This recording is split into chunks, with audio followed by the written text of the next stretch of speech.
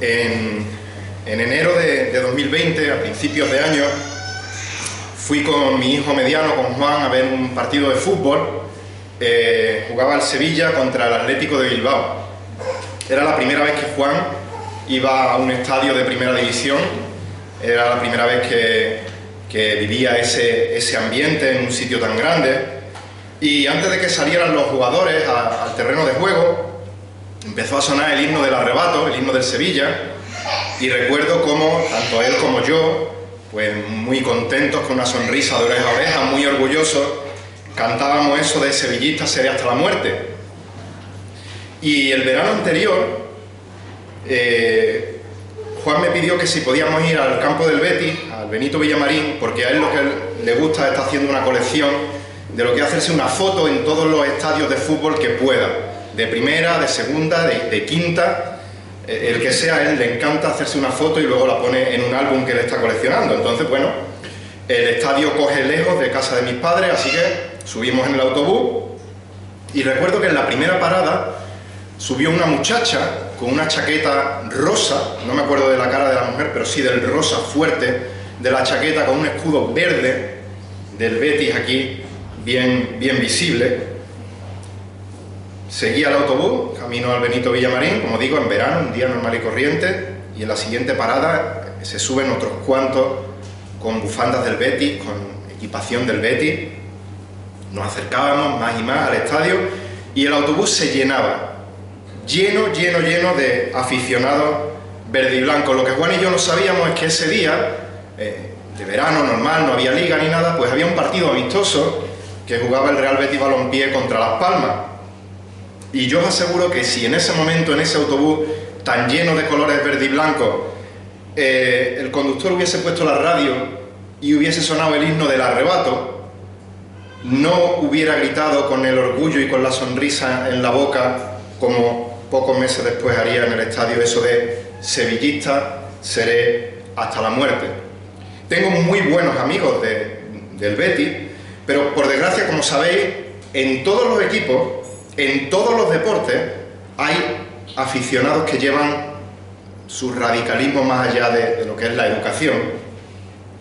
Y en ese momento yo no me iba a arriesgar por mi orgullo sevillista a gritar sevillista será hasta la muerte y arriesgar que me pudieran cruzar la cara de un guantazo.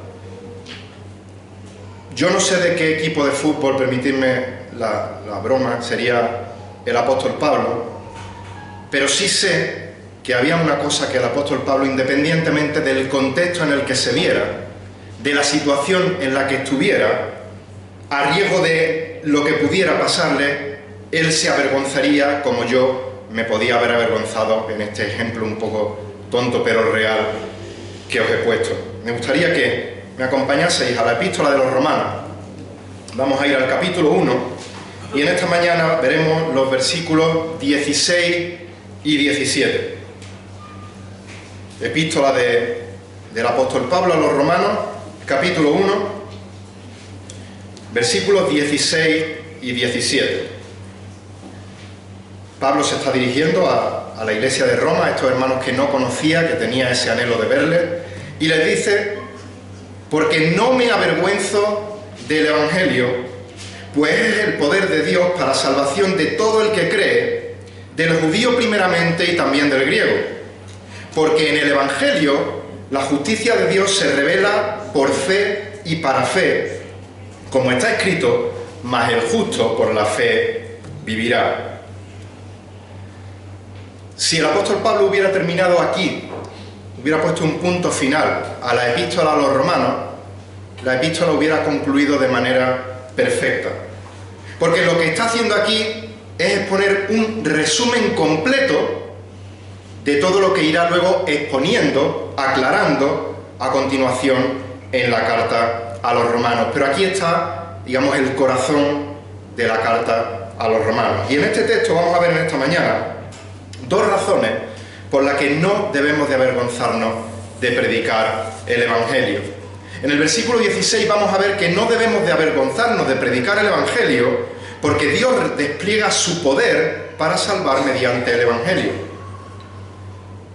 Y en el versículo 17 veremos que no tenemos que avergonzarnos de predicar el Evangelio, porque Dios revela su justicia mediante el Evangelio.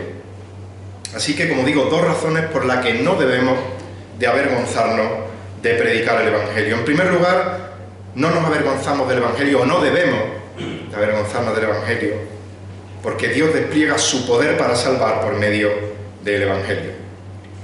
Versículo 16 comienza diciendo «¿por qué?», lo cual nos indica que el apóstol Pablo va a explicar, va a argumentar lo que acaba de decir inmediatamente antes.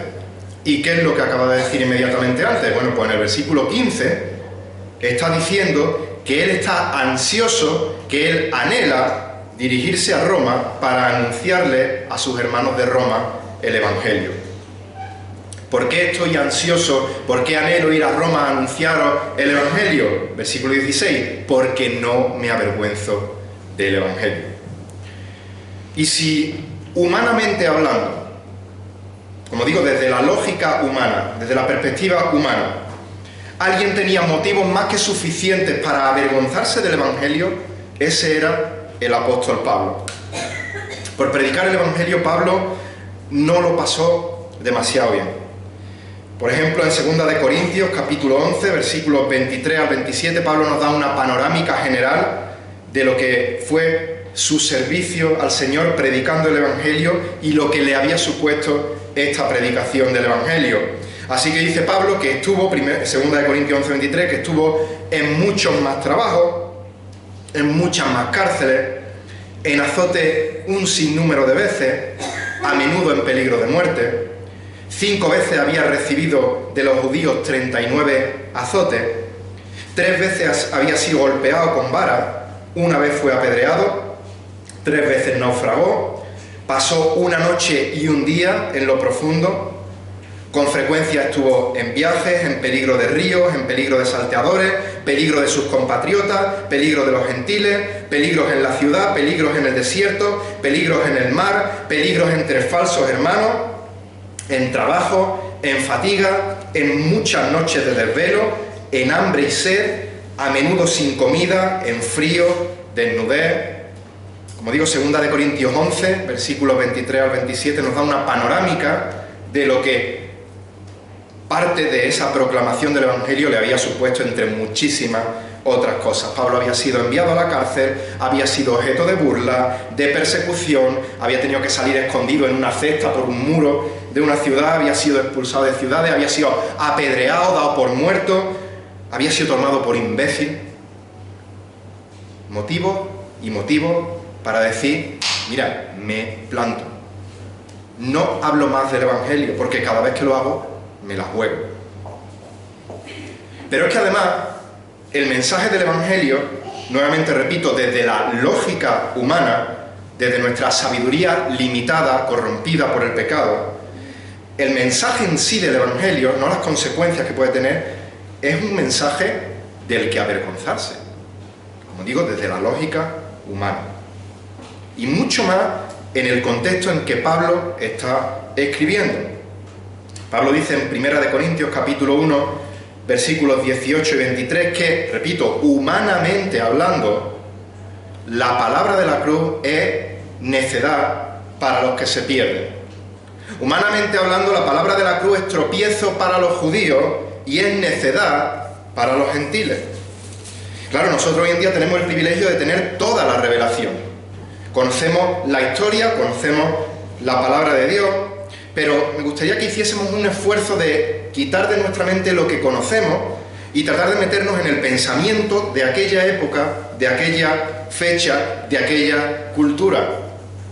La crucifixión era el método, y creo que sigue siendo, pero el método más cruel de tortura que había en la época. Era tan cruel que no solo se reservaba únicamente para los peores criminales, sino que es que si tú eras de los peores criminales, pero eras ciudadano romano, ni siquiera te crucificaban porque era algo maldito. Y ahora llega el apóstol Pablo y dice, el ser humano está condenado, pero tranquilos, hay salvación.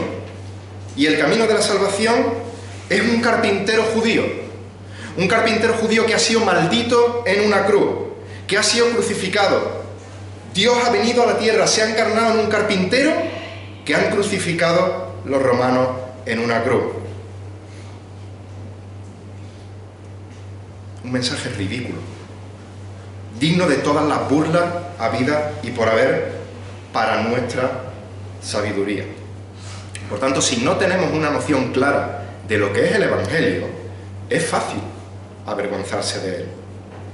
Y aun cuando sabemos lo que es el Evangelio, y volveremos a verlo aquí, en momentos puntuales, debido a nuestra naturaleza pecaminosa, debido a nuestra cobardía a veces, nos podemos avergonzar del Evangelio. Dios abre oportunidades en el trabajo, en el instituto, en la universidad, con los vecinos, con la propia familia no creyente, y a veces nos avergonzamos del Evangelio.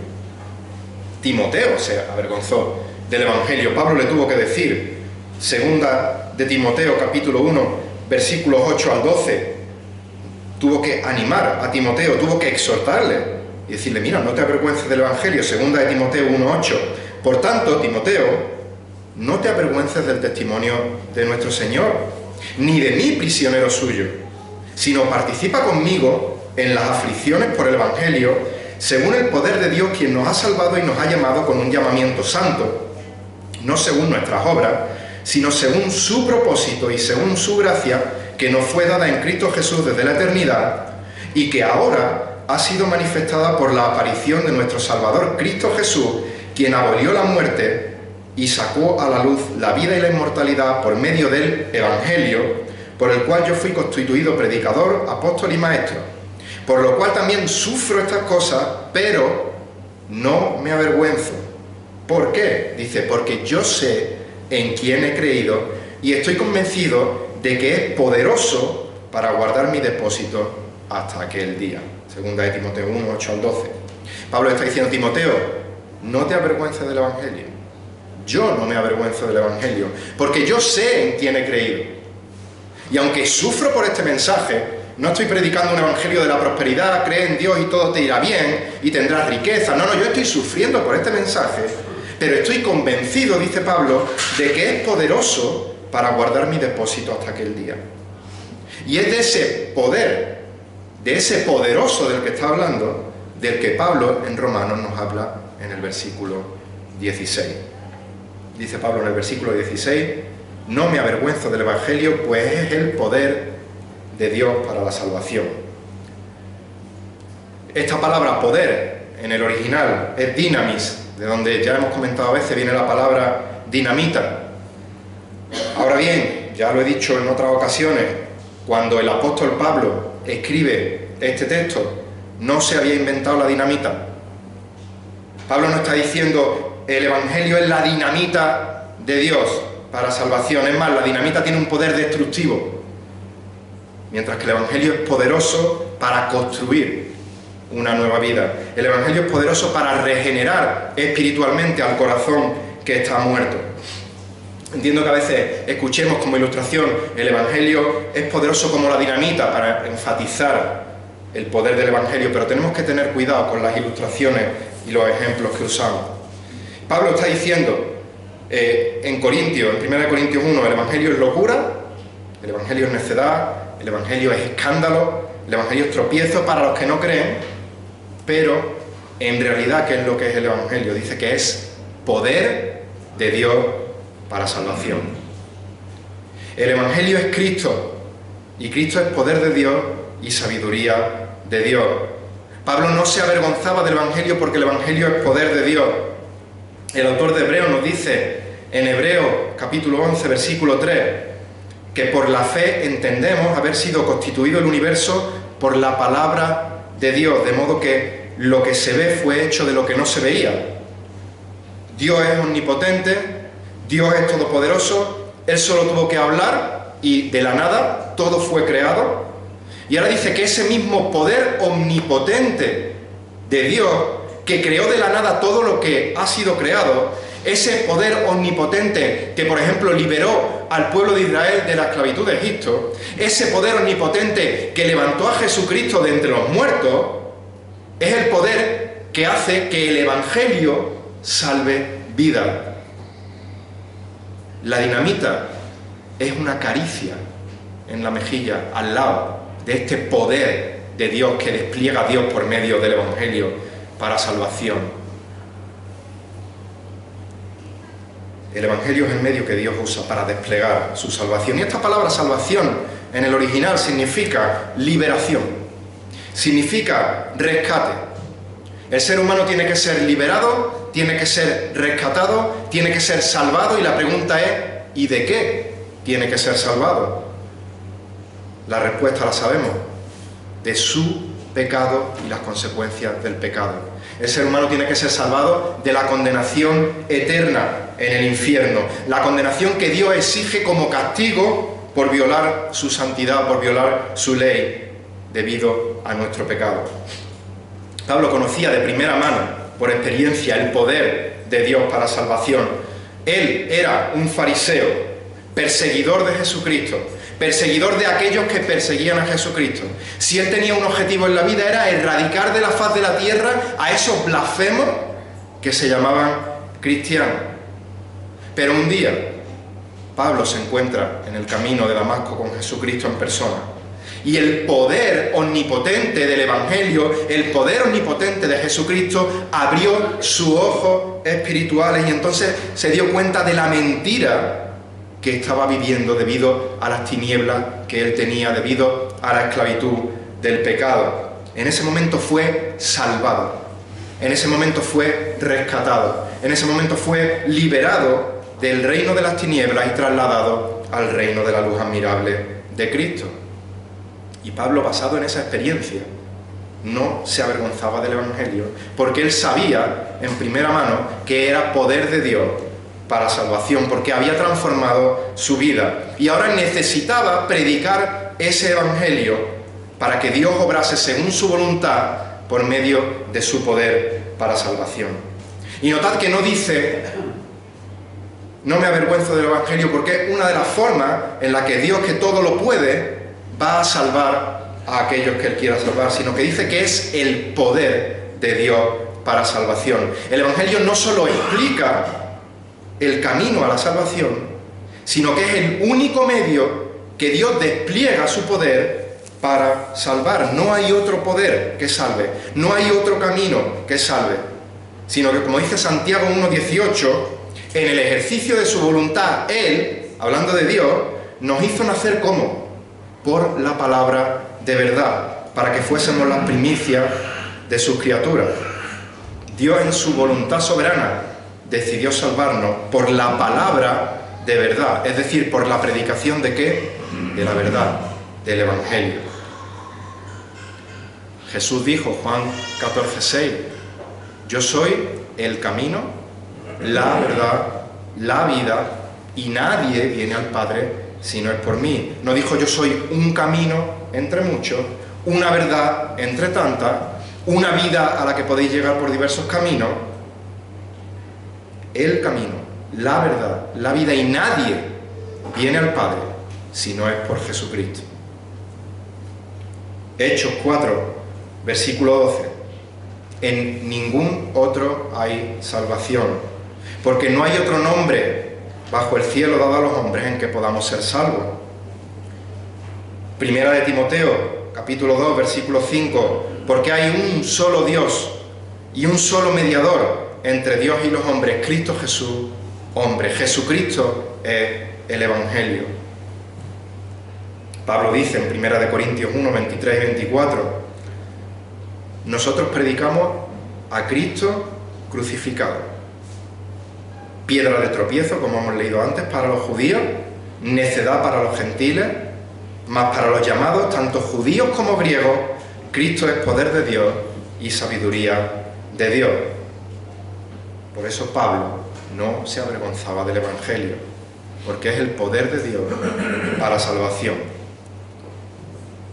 Y sigue diciendo el versículo que es el poder de Dios para salvación de todo el que cree. El Evangelio no solo implica un conocimiento intelectual de lo que es la persona de Cristo, de lo que es la obra de Cristo,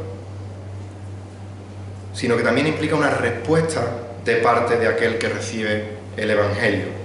No solo es conocer una serie de doctrinas, sino que primordialmente es conocer a Jesucristo y creer en Él. Y entonces someterse voluntariamente a su voluntad, a su palabra, a su doctrina. Es por eso que Pablo no dice en Romanos capítulo 10 solamente que si confiesas a Jesús si confiesas con tu boca a Jesús por Señor, serás salvo. Eso no dice el versículo. Dice, si confiesas con tu boca a Jesús por Señor y crees en tu corazón que Dios le resucitó de los muertos, serás salvo, porque con el corazón se cree para justicia y con la boca se confiesa para salvación. Romanos 10, 9 y 10. Por lo tanto, no es solo un conocimiento intelectual, sino que implica una respuesta de parte de aquel que recibe el Evangelio creyendo en el Evangelio.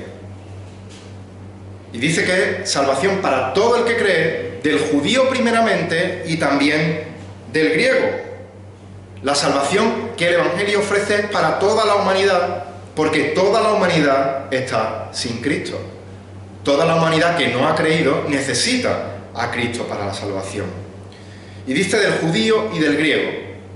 Y como sabéis, en aquella época los judíos llamaban griego o llamaban gentiles a todo aquel que no era judío. Así que cuando Pablo dice al judío y al griego, lo que está es abarcando a toda la raza humana.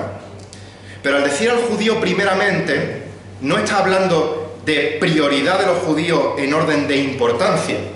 No es que los judíos fueran más importantes que los gentiles, sino que está hablando de prioridad en sentido cronológico.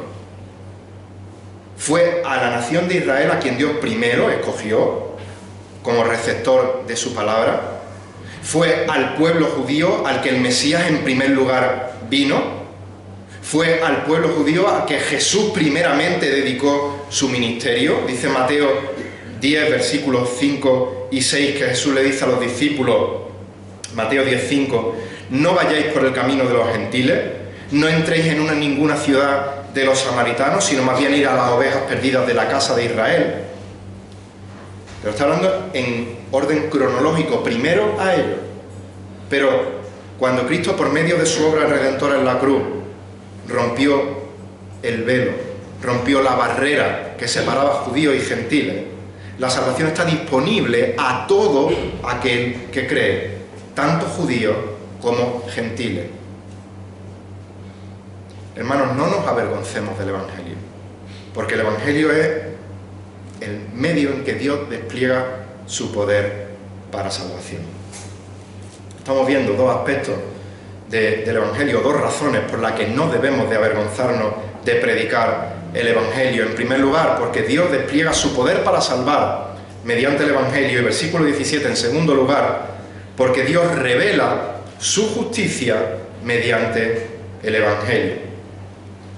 Leamos de nuevo el versículo 17, dice, porque en el Evangelio la justicia de Dios se revela por fe y para fe, como está escrito, mas el justo por la fe vivirá. En el Evangelio se revela la justicia de Dios. ¿Qué significa la palabra Evangelio? Decidlo sin miedo, porque lo hemos estudiado. Buenas noticias, buenas nuevas. Pablo está diciendo que en estas buenas noticias, en este Evangelio, se revela la justicia de Dios.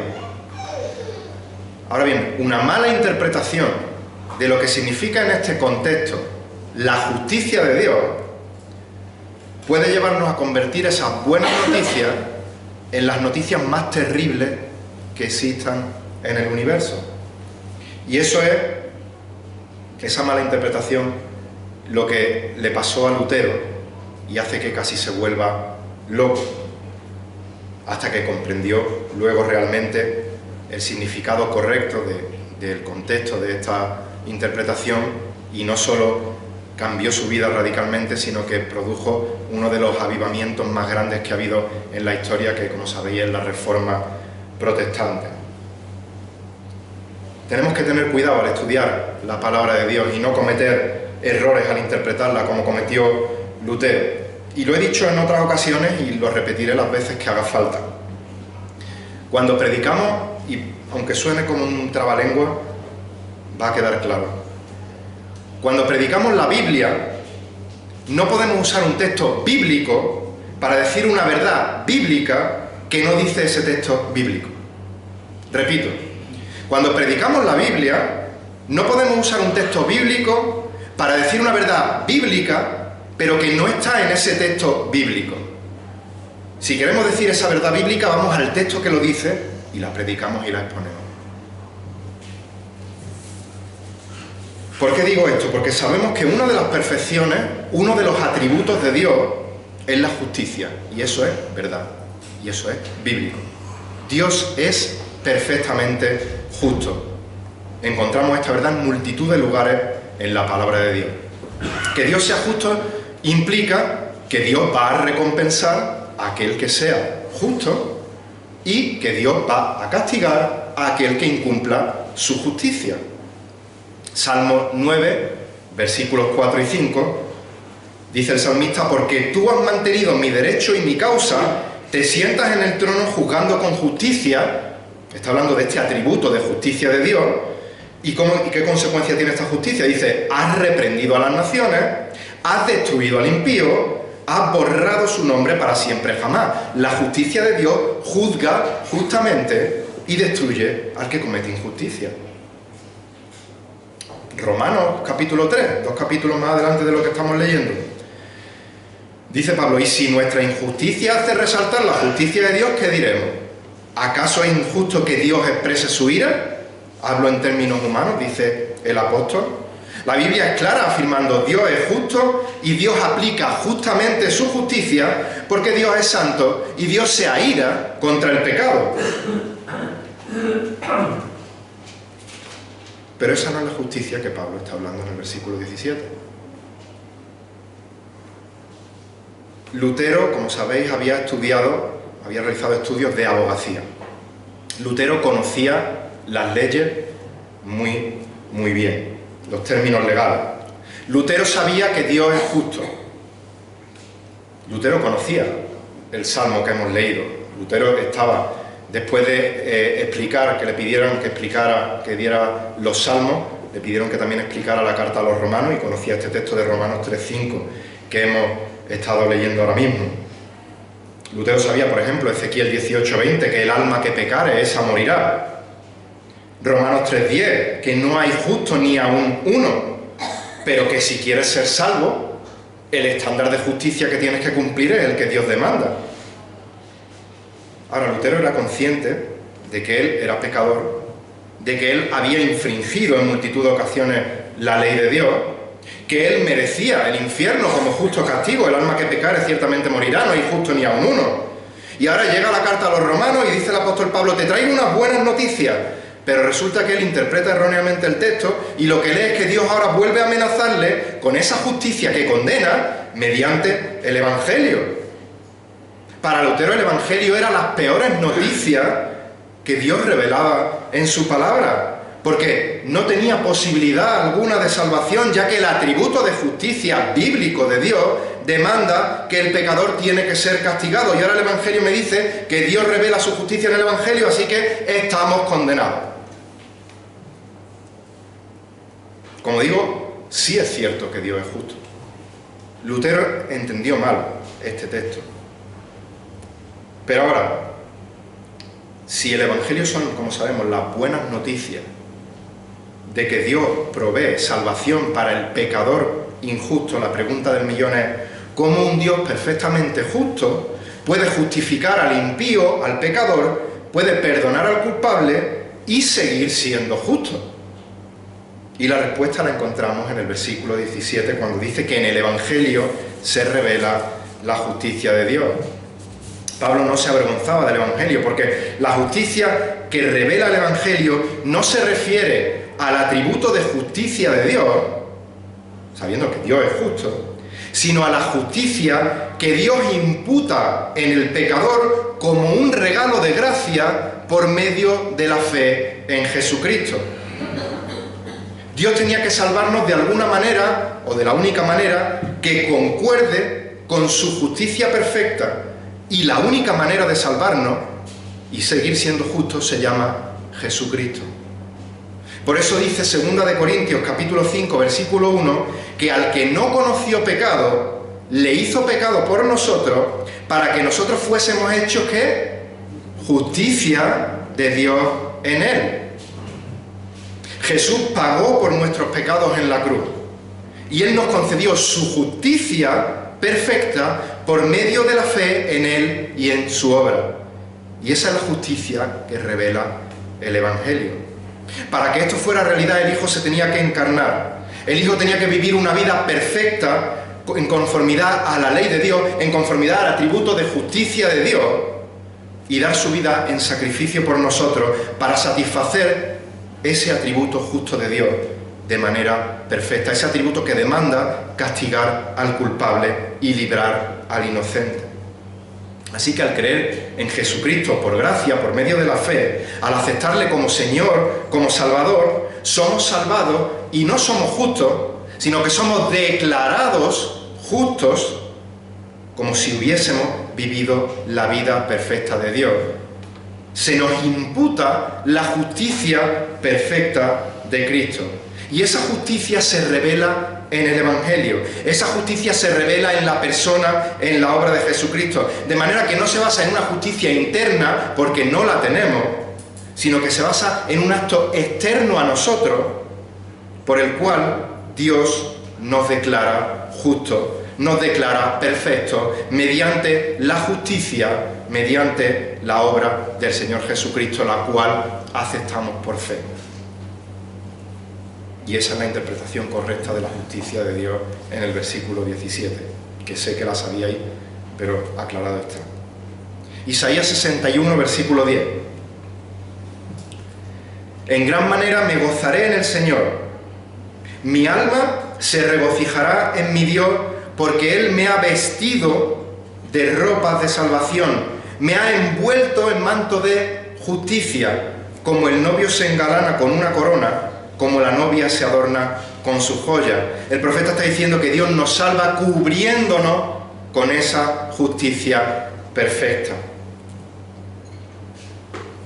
Jeremías 23, 5 y 6, una profecía mesiánica, dice Jeremías 23, 5: He aquí vienen días, declara el Señor, en que levantaré a David un renuevo justo, y él reinará como rey, actuará sabiamente y practicará el derecho y la justicia en la tierra. En sus días será salvo Judá e Israel morará seguro, y este es su nombre por el cual será llamado el Señor, justicia nuestra. Jesucristo es Dios. Jesucristo es nuestro Señor. Jesucristo es el Evangelio y Jesucristo es nuestra justicia cuando acudimos a Él por fe y le reconocemos como nuestro Señor y Salvador. Romanos capítulo 5, versículo 17. Porque si por la transgresión de uno, está hablando de Adán, por este reinó la muerte, muchos más reinarán en vida por medio de uno, Jesucristo, los que reciben la abundancia de la gracia y del don de la justicia. La justicia de Dios revelada en el Evangelio es un don de Dios, es un regalo que recibimos por gracia, por medio de la fe. Filipenses capítulo 3, versículos 8 y 9. Dice el apóstol Pablo: Y aún más yo estimo como pérdida todas las cosas en vista del incomparable valor de conocer a Cristo Jesús, mi Señor, por quien lo he perdido todo y lo considero como basura a fin de ganar a Cristo y ser hallado en Él, no teniendo mi propia justicia derivada de la ley, sino la que es, la justicia que es, por la fe en Cristo, la justicia que procede de Dios sobre la base de la fe. La justicia no era por ningún mérito del apóstol Pablo, por ningún mérito de la ley, sino la justicia que procede de Dios y que es dada a Pablo y que es dada por implicación a cada creyente por medio de la fe. Así que, Romanos 3, 27 y 28, ¿dónde está pues la jactancia de los que hemos sido salvados? Queda excluida. ¿Por cuál ley? ¿La de las obras? Dice no, sino por la ley de la fe. Porque concluimos que el hombre es justificado por la fe aparte de las obras de la ley. Los creyentes no podemos jactarnos en tener mérito alguno en nuestra salvación, sino que hemos sido justificados, hemos sido declarados justos delante de Dios únicamente por medio de la fe en Jesucristo. En definitiva, la justicia que nunca podríamos alcanzar por nuestros méritos nos ha sido dada, nos ha sido imputada por medio de la fe en la obra de Jesucristo, la justicia de Dios que dice este texto que se revela en el Evangelio, y la justicia de Dios en la cual por gracia hemos sido salvados por medio de la fe, y esto no es de nosotros, sino don de Dios, no por obra, para que nadie se gloríe. Efesios 2, 8 y 9. Por lo tanto, la salvación es una obra completamente de Dios, sin ningún mérito de parte del hombre. Dios es el perfectamente justo, tiene un atributo de justicia perfecto.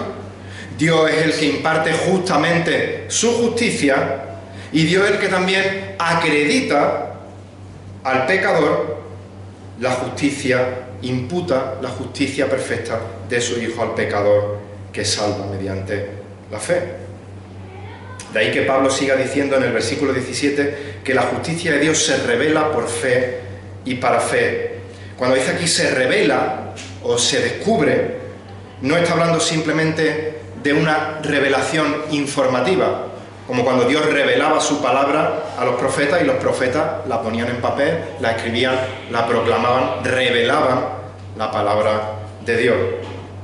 Sino que está hablando no de una revelación, por decirlo de alguna manera, informativa, sino de una revelación aplicativa, de una revelación práctica. No está diciendo en el Evangelio la justicia de Dios dice esto, esto, esto y esto, y lo podéis leer. Sino que está hablando de una revelación práctica, de una revelación que aplica esa justicia que salva al pecador.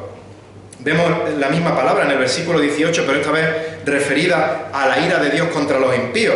Cuando dice el versículo 18 que la ira de Dios se revela, nuevamente esta misma palabra, desde el cielo contra toda impiedad e injusticia de los hombres que con injusticia restringen la verdad. No está diciendo, pues la ira de Dios informa, mira, que el que cometa impiedad, no. La ira de Dios se aplica en aquel que comete injusticia, en aquel que restringe la verdad.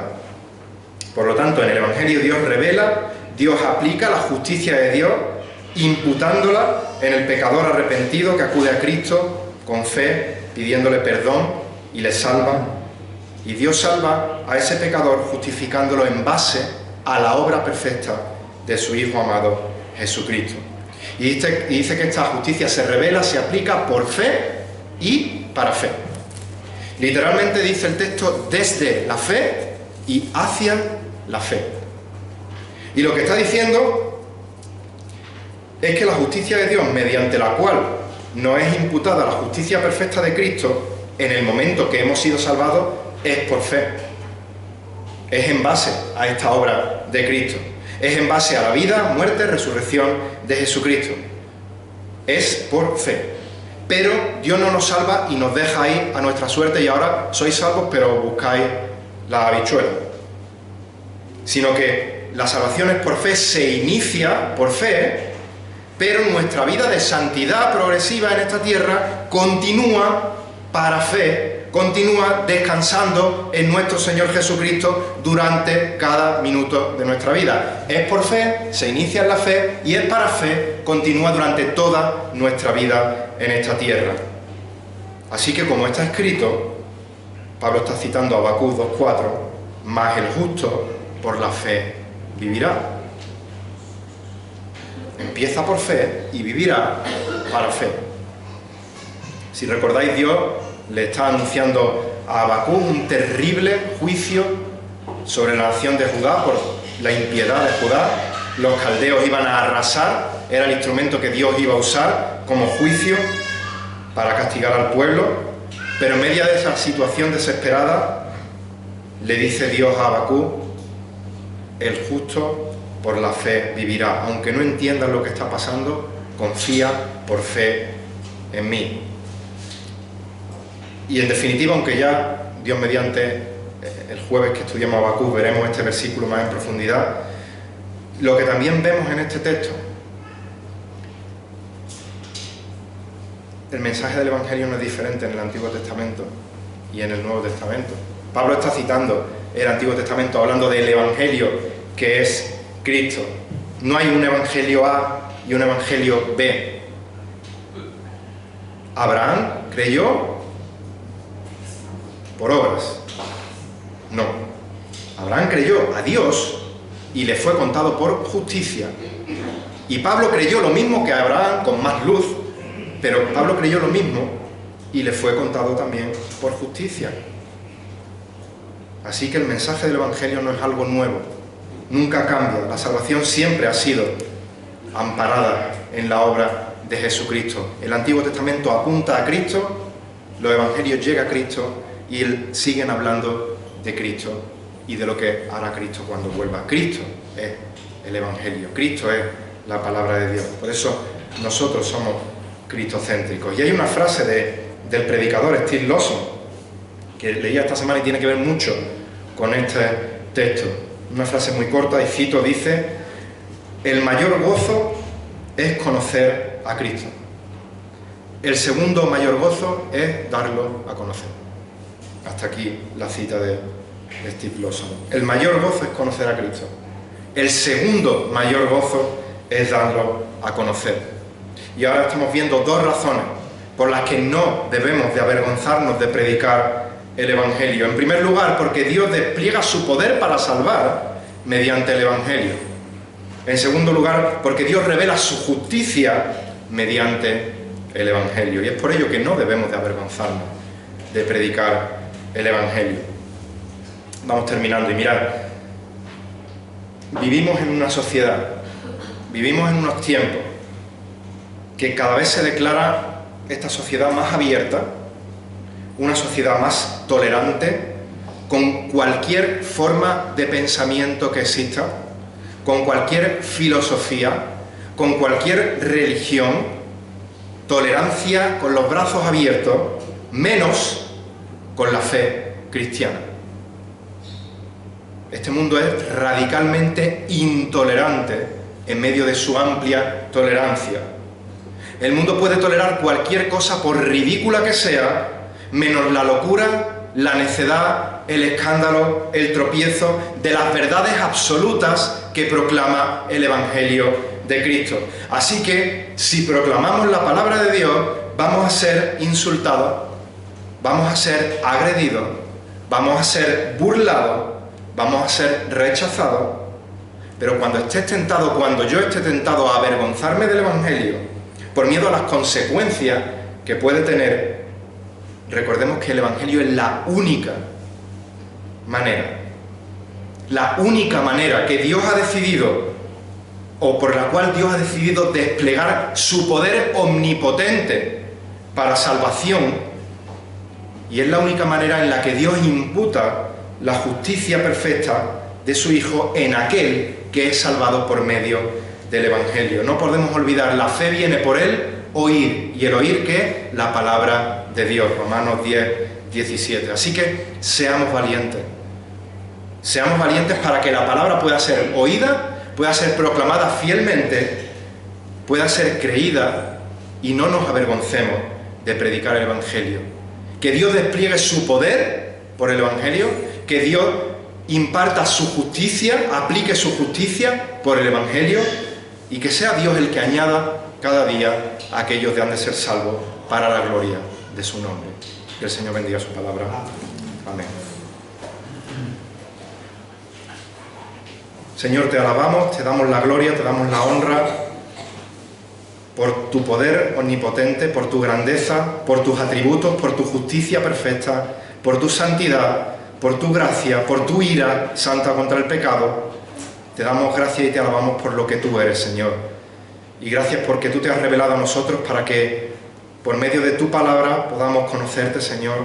Por medio de tu palabra, muchos de los que estamos aquí, tú has transformado nuestra vida, nos has salvado de muerte a vida, Señor.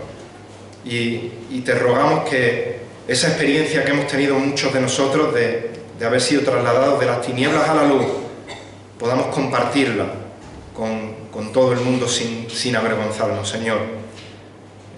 Cualquier cosa que nos puedan hacer, que pueda explotarnos en la cara como esa dinamita destructiva, queda totalmente apagada en comparación con el poder omnipotente que proviene de ti y que tú despliegas por medio de tu Evangelio, Señor.